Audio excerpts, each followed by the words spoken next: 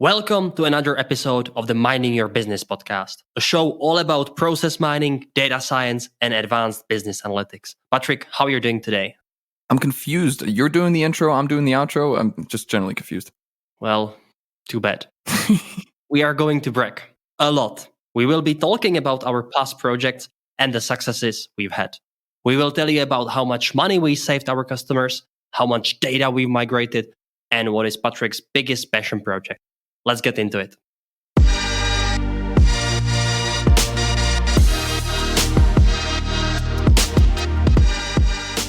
We've been doing this job of process mining architects for quite some time. And we thought we could just go back in a history a little and think about what success we've achieved. And now, when I told Patrick, let's do a success story, he was like, nah, we don't have any success. I was thinking, we actually do, Patrick, don't you think?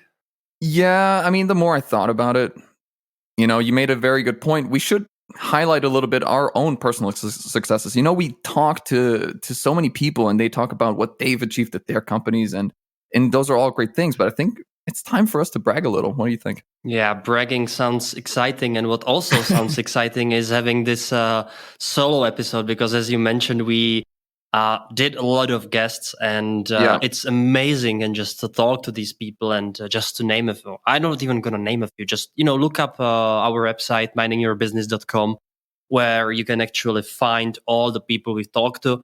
Listen to the episodes and just get the value out of it yourself. It's really cool. I think you will not regret, and it's been a great ride. And I was thinking, let's do this solo episode today. And since it's Friday afternoon of the time of recording, Patrick is, and we will be very honest in this one, Patrick is slightly hungover, right, Patrick? Slightly. You were building that team spirit yesterday, weren't you? Absolutely. Team spirit is important. Team spirit is 100% important. So we were thinking, let's just take it really easy for this one. It's going to be a pleasant journey of an episode where we just talk about what we've been doing in our projects. We will obviously need to keep some secrets for ourselves. We can't really say names of these customers, of the problems that we were solving. But we will still try to be as open, as frank as possible. So let's do it, Patrick. Yeah, let's get into it. All right. And I guess my first project, or it's not really my first project, but first item on my list here that I want to mention as a success is this customer of mine, which I've been working on for almost 2 years now.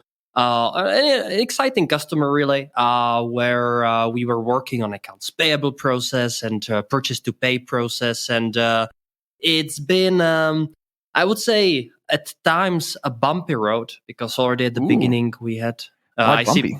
Why bumpy? Yeah. Well, when you come to a company that just had a massive data leak and you want them to extract all their data into some cloud, some cloud environment, they're not very happy about it, are they?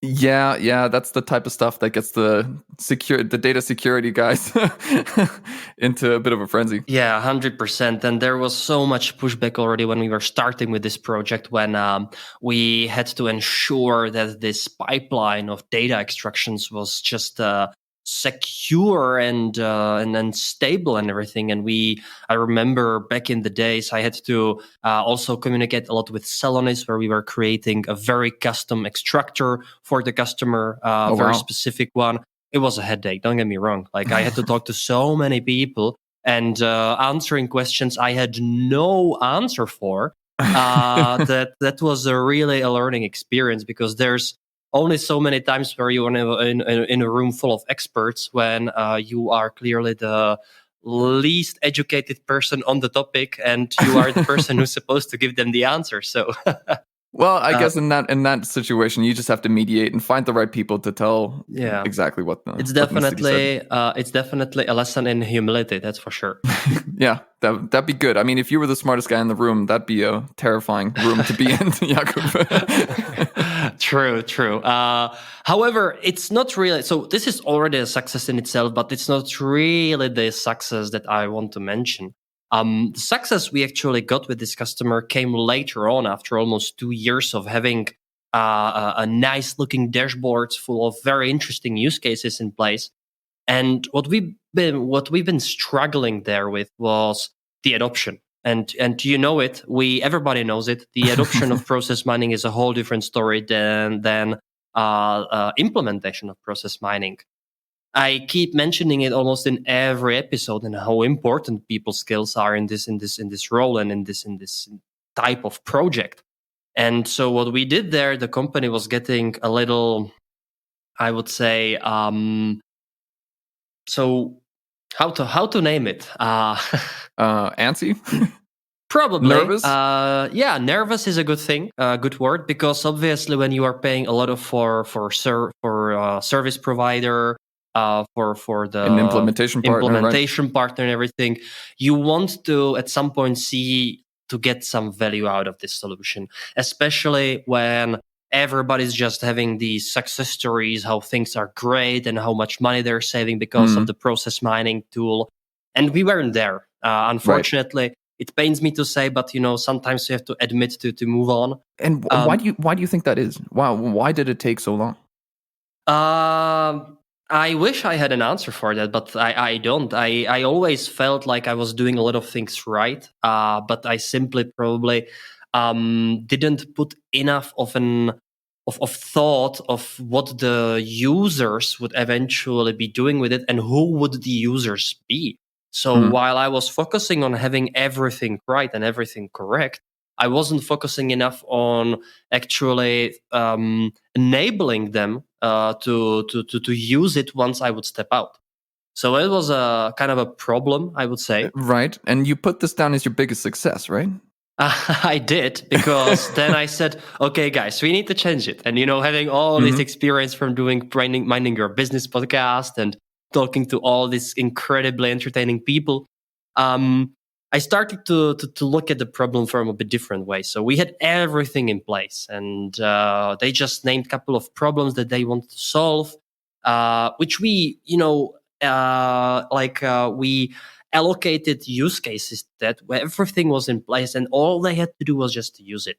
And so I thought, let's sell ourselves to them again for like a prove it contract. We give you, I don't know, 2 or 3 weeks of our services, and if we don't have any results after that, like, it's on us. We're out. We disappointed you, and we are so sorry. You don't, you deserve someone better.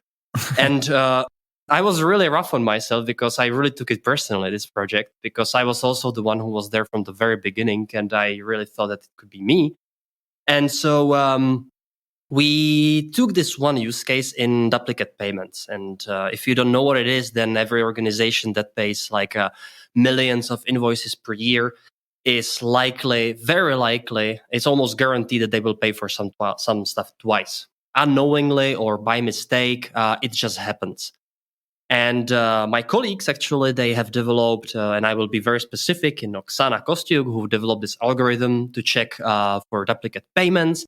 And we've successfully implemented it across different customers. We are just scanning through all the invoices from different systems, different channels for different criteria. We are comparing based on different fields, such as vendor name, reference number of the invoice, amount of the invoice.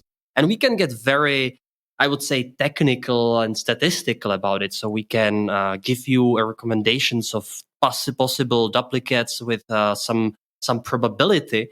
Right. And all the customer needs to do is validate it, right? They need to check the data and say, okay, this is a duplicate or not. And imagine that you have this at your hands for a year and you don't use it.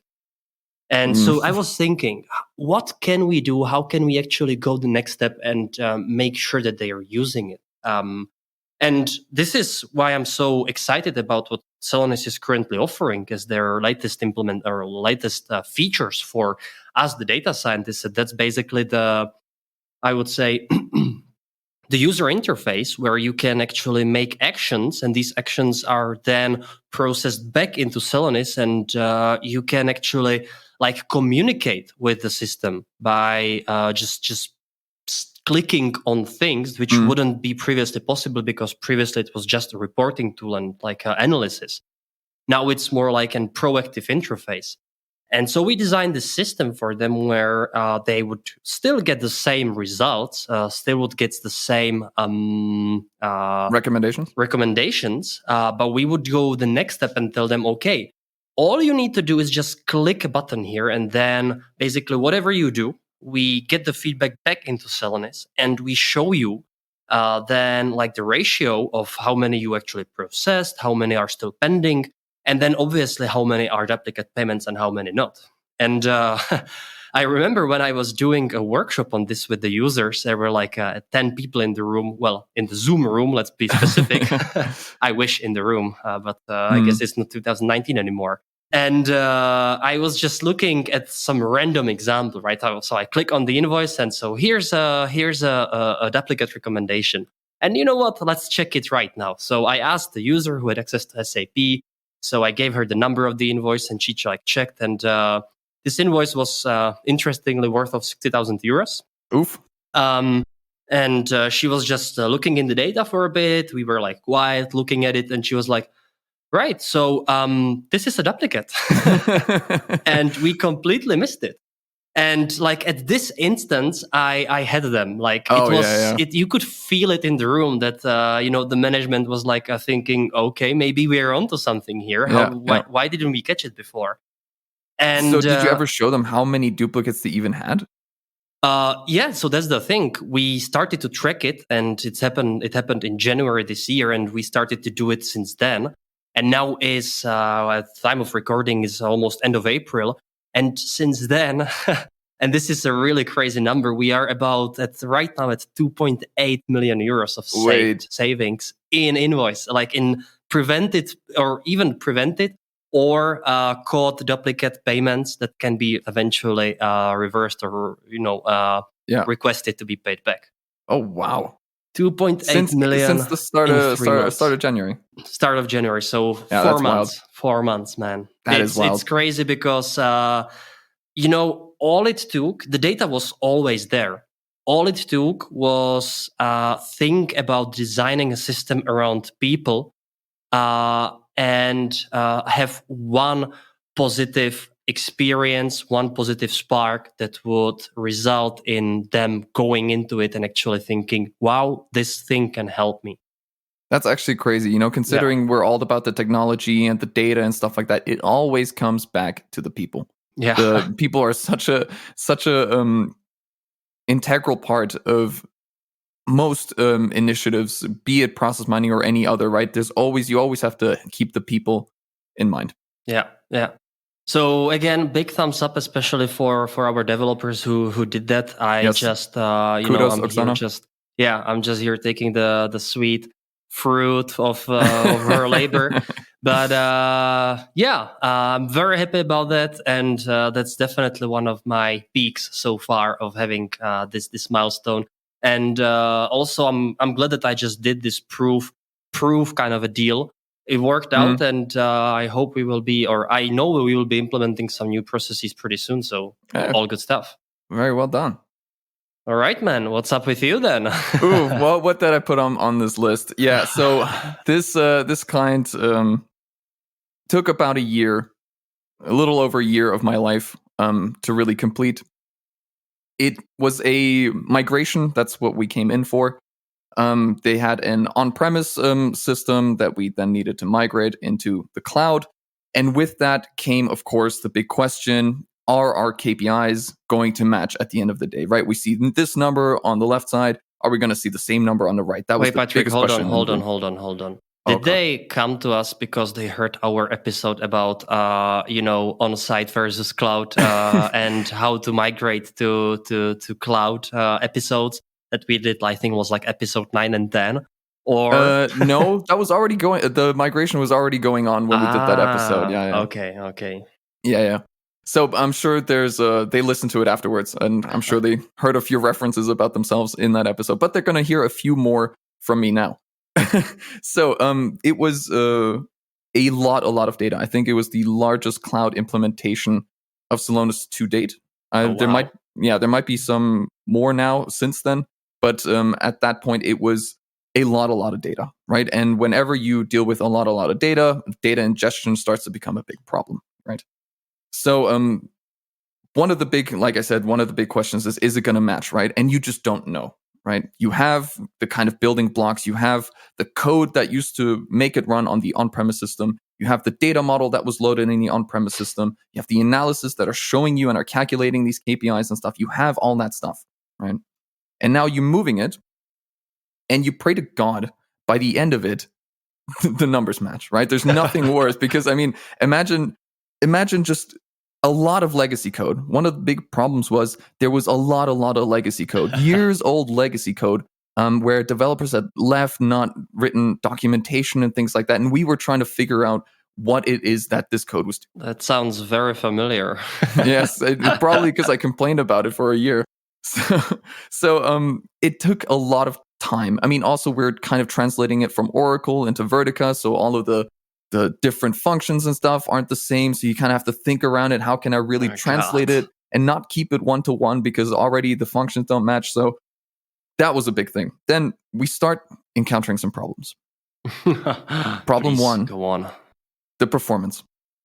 Now, these queries, these transformations, the transformations that are changing the data, the raw data, were at some points so inefficiently written that essentially it just wouldn't run anymore in the cloud, right? So this became a big problem for us because all of a sudden it changed from a one-to-one migration to a performance optimized migration. And now my hair the hairs on the back of my neck start to raise a little bit. Because I remember Patrick before this project who actually used to have hair. And yes. Now I'm looking at Patrick after the project and you are bald, my friend. Significantly changed is what I would say. Yes. I think I've also started getting wrinkles and stuff from this. But essentially the problem is as soon as you start changing the transformations, right, they're no longer one-to-one. And you pray to God that the changes that you made, optimizing them, actually result in the same data at the end, right? And I count this, I know I'm complaining a lot, and there's tons of things that I could say about why this was very, very difficult and took so long, right? These were 5 sprints back to back to back with a very tight schedule, with code reviews that happened where literally every single line of our code was analyzed if they had proper indentation and in the formatting and things like that, naming schemes and stuff, all things that are good, I agree. But we just had to translate it from a whole bunch of legacy code, undocumented legacy code, right? So I guess this is one of those things that you can do in a migration, just optimizing it along the way so you don't run into the same problems that we did, right? So that kind of multiplied all these issues. And I still remember the last sprint because, you know, the sprints, there were 5 of them, got progressively more difficult as time went. So it's like you're almost there, except you're not. Exactly. So the data models got bigger. The transformations started getting, more source systems were added the longer like these things went on. So in the last one, sprint 5, definitely one of the hardest things I've ever seen or code, right, that we needed to unpack. And I still remember the data model loading for the first time, right? I'd done all the migration. I have written all the code, translated everything, you know, sweat dripping from my brow, everything. Punch that key, the data model starts loading. And I'm just so eagerly waiting to see if the numbers match, right? Because that's the make it or break it point, right? And my God, I look at the data, left side, KPI says 10, right? Right side, KPI says 10. Okay, that's 1. And I just start going through and checking the dashboards, checking the process explorer. Yeah, that matches, that matches, that matches, that matches. And I just go through and literally everything matches one-to-one. Wow. Everything matches one-to-one. And I couldn't believe it, really. I thought I was maybe like duplicating the dashboards in on-premise and I was just looking at the same one. But no, it was a screenshot there, right? Exactly. This is strange. Yeah, exactly. So I was flabbergasted at the fact that it matched so well, and it was one of the happiest that those colleagues have seen me. They saw me laughing and smiling, say, "What are you so happy about?" And I said, "Well, look at this." And they were equally positively surprised. And we were able to migrate the rest of the stuff successfully, and everyone was happy. And this is one of those things where it's so much work and there's so much buildup. And the payoff, finally giving them the end result and it being perfect. This is a bragging episode. I'm allowed to do this. it was a perfect migration, and we did it really, really well, and customer was happy. The performance was amazing afterwards, super, super quick. It basically, a lot of them were loaded maybe once a week because they were so large to load, but we were able to get that down to 4 hours, right? So huge, huge, dramatic improvements in a lot of aspects of their implementation. And yeah, that was, I count that as one of my biggest successes. Wow. Congratulations, man. Yeah, thanks. So if I ever need support with transport and migration, I might just reach out to you. Yeah, you may, but I might just throw a brick at you. I think I've done enough migrations for a lifetime. That's true. It's actually our second one, right? Third. Oh, wow. Yeah. You're an expert by now. Yeah, seems like it. Cool, man. So, let's go back to my side. I got, I would say, similar kind of a project in terms of scope and just the overall complexity. I know what you're going to say. Yeah. So my project really, I didn't lose my hair. Luckily, they're still there and they're still very long. I'm jealous. And, I'm jealous. And, just to be sure, I also keep my beard in case I ever lose my hair. So at least I have some facial hair on my head. Anyhow, let's stop about beards and hair. Let's talk about the project that went well. This project was very specific in multiple ways. So first of all, the scope was insane. This customer, they wanted to implement, it wasn't that much of a process mining, rather like a business intelligence, because they wanted to look at the very specific parts of the processes in terms of performance. So they designed these, they call it process performance indicators. So it still had a lot to do with the process, but it just wasn't process mining per se, not in the way that we are used to that we know it. And it really was more like a standard BI reporting. The first huge obstacle was just how many different areas they wanted to measure. And we are really talking about procurement, about sales, deliveries, HR, make domain as well, finance. Sorry, what is make? It's like production, maintenance. So making stuff, okay. Yeah, they just call it make, but it's standard stuff like these tables. Kafka, very very interesting one. The bomb explosion. Everybody loves the bomb explosion. Bill of materials explosion. Yes. Yeah, and also very specific use cases for their business. I'm not gonna name it right now, but again, very challenging. And I have to say, when I started the project, I knew like 30% of this stuff.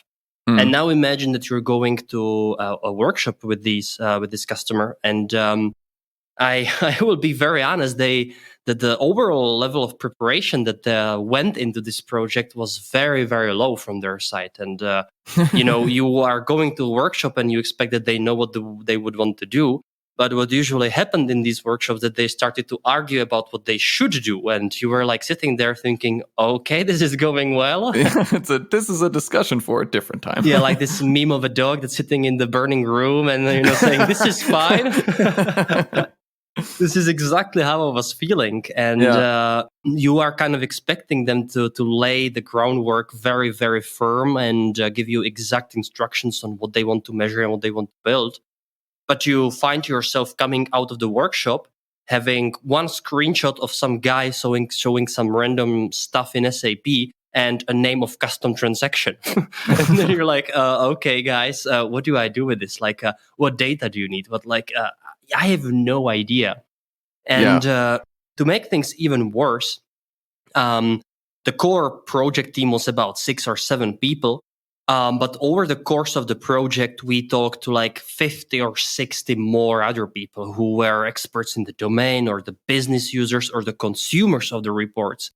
And these people were also from all across the globe. So it wasn't unusual that you would have calls with people from like Central Asia, from Eastern Asia, from Europe, from America, and so on and so forth. So already the work, like how it was scheduled, was very interesting and very strange. Also, I can say this customer also the working week was different for them, as they weren't working on Fridays but on Sundays. So there wasn't 100% overlap. And also culturally, this customer was just difficult, I would say, because it's just and that's nothing like against the people itself. I think the people were extremely lovely, but just the way that they are looking at work and the general way of understanding cooperation between those two parties. And you know how it is that there is a difference in, you know, when you work with Europeans and when you work with Americans, and then there's also difference when you work with like people from Saudi Arabia or Central Asia and so on. So you could tell these differences, and sometimes it just led to a very unpleasant escalations and stress that was completely unnecessary and would be all caught if just the definitions at the very beginning were very precise and very concrete, which unfortunately they weren't. And So, as an analogy, would you say that you're kind of an architect and they came to you saying, we want to build a house? And then you say, okay, what kind of house would you like? And they just have no answers to your questions. Yeah, 100%. And I think when I was describing to a friend of mine once this project, because it made me very stressed as well, because they wanted to build 70 reports in two different tools. So one process mining tool, one another BI tool, and not to say that I didn't have an experience with one of those tools before, and I had to learn that as well. So that already added some to my stress level up there. But obviously we can do that. So we just did. And I was going to the project as let's say a main project manager and also the main data scientist, supported by a very, very talented colleagues, actually, two of them. Another, my colleague Ha, but also another working student who is great, but wasn't there like half of the time. And then imagine that you're working on such a large project in 2.5 people, having to jump into the calls all the time just to cover for the person who's working part-time. And it's just, it's so much unnecessary complexity. Oh, yeah. And this could be easily prevented. And if everything was just well designed, would be great. And like the bottom line is that we actually made everything in time, and we actually went through all the UATs, user acceptance testing, and like passed all the reports. So when I was looking at the reports for the first time, or for the definitions, I was like, "There's no way we're gonna build this. Not all of that, and there's no way we're gonna validate this and get the approvals." And yet, like 9 months later, there it was. We had 70 very well documented and built reports in 2 different tools over many different domains. And they all got approved, and we finished the projects and came up like heroes. And I was very proud of that, because it was very challenging, very stressful. Yeah. But luckily we managed and came on top. Yeah, I still remember that time because sometimes you would get up to walk to a meeting and I could just hear you mumbling unpleasantries in your breath. And I know it was stressing you out a lot. Wasn't it overlapping with your little stress project that you were just talking about? Yeah, exactly. We were just not, we were just kind of regurgitating all the silly things we had to deal with. Yeah, these mammoth projects are just like, they are great, but also very, very bad draining at the same time. Very draining. Yeah. Anything that goes for longer than 6 months, it's just so tiring. Yeah, and I mean, they're necessary, and we are good at what we do, right? So that is some quality we want to, of course, provide throughout the entire project, not just at the beginning and where we're still enthusiastic, but no, we have to push through this and get it all done, and that takes a lot of energy out of you. Yeah. But all in all, I'm glad about this project because it taught me about domains I didn't even know they existed before.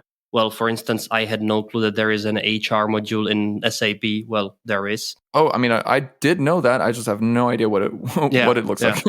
So, you have to learn hard way, and it broadens your horizons. And eventually, if it ends up being a good project, then you learn, then I think it's worth it. It's funny because every time I ask you about, hey, have you done with this before? And he's like, you go back to that customer. I did something similar at that customer. And so I know that you took a lot from that.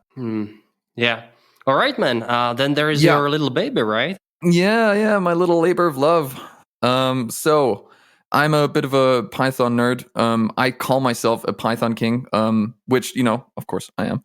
But one of those things that I started doing when I started working with Celonis and process mining and things like that was I saw a big opportunity to optimize a lot of the things that we were doing. Right, we have manual things to do, checking columns from tables and doing copying from one place to another and checking what table we're using in this transformation. Right, we have a lot of manual work to do. Right, so some of this stuff is ripe for automation. Right, so I just started writing down little functions for myself that I was constantly using. So not needing to reinvent the wheel, because before I got there, it was essentially just a bunch of scripts were flying around. Everyone knows this tale. Like everyone has some locally stored script or something that they're using to do something and just sharing it via Slack or something like that.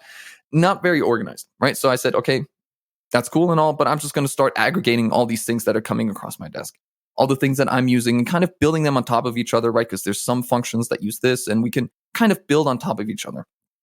And so this just started growing, right? And all of a sudden I realized I just have way more than just a list of functions. I've got a module here. I've got multiple modules here actually. And a whole bunch of different functionalities that I can now all of a sudden organize. And all of a sudden people started noticing. And they're like, oh, you have this module that can do the stuff. I'm like, yeah, you can use it. Here you go. And then I realized everybody that was, including you, have some cool ideas about what you needed for what you need automated, right? So I just started gathering everybody's ideas, everybody's sometimes ludicrous ideas about what they wanted to automate, and just started working on it. Obviously did a GitHub so people can contribute themselves, and merging and pull requesting as much as they liked. As well as, writing proper documentation was a huge part of it, right? Because I know if I don't write good documentation, everyone's going to start asking questions. How do I use this? How do you use that? Right. So I just started really, really going deep into this Python framework. And it's grown tremendously. Automated testing and automatic documentation generation and things like that. So it's a lot of work went into this. But which, of course, we can't just sell or anything, right? It's more of a indirect savings for us, right? Mm-hmm. So I'm priding myself on being able to provide my colleagues some functionality that saves some of their time, right? That allows them to do their jobs easier. How much time does it save? Well, since no one can really say and no one has tracked it, I'm going to say 3 billion hours. Wow. Yeah. How much is this in dollars? 4 bajillion gajillion dollars. Wow, yes. Man. Yeah, I know. Can I get that saving? No, it's mine. Okay. So essentially, it was one of those things that was very necessary because as we started growing as a company, we needed a thing to aggregate a lot of these functionalities, right? Everyone has the same questions. Everyone wants to achieve the same stuff. So this is the Python framework that helps you do that. And now it has blossomed into a very nice collaboration amongst colleagues where we're all kind of figuring out what the best way to do these things are and keeping it growing and constantly needing to adapt it, right? Because code changes, platforms change, and all these things. So there's a ton of work to do. And the more I think about it, the more stuff we can add. And now I'm, when you cook something, right? I don't. For some... Just kidding. Okay, let's pretend that you cook, okay? So, and you cook for someone, either, your parents, girlfriend, boyfriend, whatever, somebody that you care about. Shows that you know me very well, Patrick. This is more for the audience. I understand. So say you're cooking for me, Jakub, and you know that point where I say, that tastes really good. And you have that pride, like, hey, something I made is resonating well with somebody that I care about. Mm-hmm. That's kind of the relationship I have with this. The thing that I'm building and seeing people use it, like using it efficiently as well and having it save these people time is that feeling for me. Exactly. Like this is indirectly saving them time. It's a good thing. That's what I get from it. How far do you want to take it? To the moon and back. The moon and back. I don't know. At some point, I'll just maybe get an AI to write the stuff for me. GPT-3 is getting getting quite good at this stuff. So let me know when I can use your bot to just do all the value creation for me and to talk to people and also write queries for me, and I'll just sit and put my hands up. I mean, sorry, legs up. Okay. I'll be sure. I'll be sure to let you know. So now, after my little Python geekathon, I think it's worth to talk about something very different, which is your foray into sales. What do you say? Oh yeah, man. I never thought I would, first of all, call it to be, a success story of mine or just being proud of it. But generally, I started as a data scientist and I progressively went more and more into this talking role, right? So you would probably call me a project manager now. You could call me, I don't know, I'm called a team lead officially now based on my contract. But I also, we do this podcast together and I pitch a lot of ideas to customers and so on. And eventually I just turned out to be this guru. I want to say guru, messiah. Not at all, but more of a salesperson, really. I feel sometimes, and I'm always very happy when my project I work on gets prolonged, and we get a new contract, a new PO. And actually, when I was thinking about it in this episode, in my projects, I have so far 100% retention of customers, which is just amazing when just think about it. Yes. And applause is necessary. So basically, every project I worked on, either as a lead or at least had a part in it, always got prolonged. And I could call myself lucky, but at certain point you just think, okay, so probably there's a little bit more to that. And I'm just very happy, and I try to stay humble about it. on the bragging episode, right? You don't have to be humble here, but it's a really good feeling, and I am happy to be in this position where I actually can say, okay, my projects go well, and I think I have a lot to do with that, and it's great. And even more and more, I find myself in the situation where I talk to someone who I never talked before about our services, what we can do for them, and very often it also goes well. So what I see that my very big strength currently is that I started, from technical background. So when you start as a data scientist who builds these processes himself, you learn a lot, and you learn about the pain points these people, that the business people have. You will learn about how to solve them, and slowly you build up the knowledge to address them and to get them on the other side. And when you already have this, and then you start building up this people side, when you actually know how to talk to them, how to listen to the customers, and how to unlock whatever they are trying to find. It's massive, and you can tell them the difference between a person who's just about the selling part and doesn't know that much, and I don't want to say it's their problem or their mistake, it's just the fact, doesn't know that much about what is really, really going on. And I'm very happy that I can differentiate myself from this, because I know very often or about a lot of processes, and then coming into this position where I can actually position our company as being very good at providing the service. I think I'm going too far with this, but just it's a good feeling to sell stuff that you're really, really proud of and knowledgeable of, and you know that you can actually help with the problem, and you're not just selling the services or the tool, but you're just selling yourself and your company, and you know that you can actually be to a lot of the value for. So when it's genuine, right? Exactly. I think you put a nice hit on the nail here. Yeah, genuine. Also, you're just so gosh darn charming. That's nice. So are you, and that's probably why you got the lead role in the US office. You want to brag about that? Yeah, I charm my way over there. Yeah. No, so we put in a lot of work, I think, you and I. And from that, I think the dedication, because we're just so dedicated. Well, I mean, it's Friday, 5:30, and we are still recording. But do you even, Patrick, do you consider this to be work right now? Or it's hard And to please consider this work. hide the beer that you have right now in your hand. For the audience, I am not currently drinking. I think I've had enough for a lifetime. Yesterday. Oh, okay.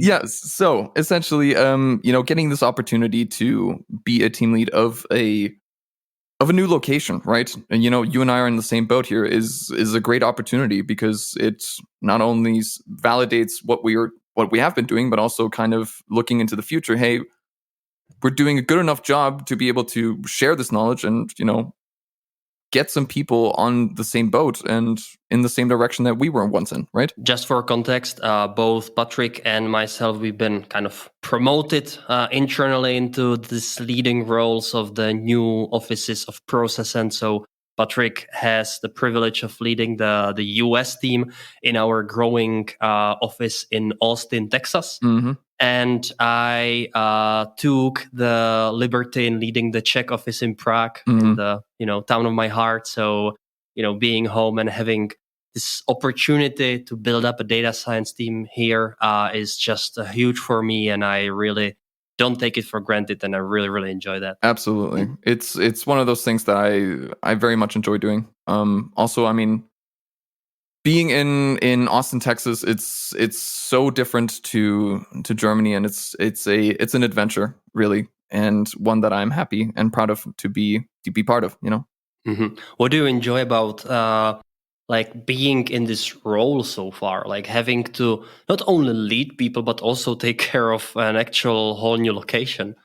Yeah, I mean, there's a lot of stuff that comes along with it that you just never thought about. Right, so all the things that you need to take care of, and everybody that's done something similar knows this. So you just have to dealing with stuff that you never really thought about, and it's being open-minded and being dynamic in what you do on a day-to-day. It can change, like from an email, right? All of a sudden, your whole day changes, and you must rearrange all your plans and be a little bit quick on your feet, right? So that's one of those things that I think I wouldn't say it's surprising, because I kind of knew what was coming a little bit, but not to the extent. Let's put it that way. There's just a lot of stuff that I need to deal with. I know you as well, that, a year ago, you wouldn't really think of doing.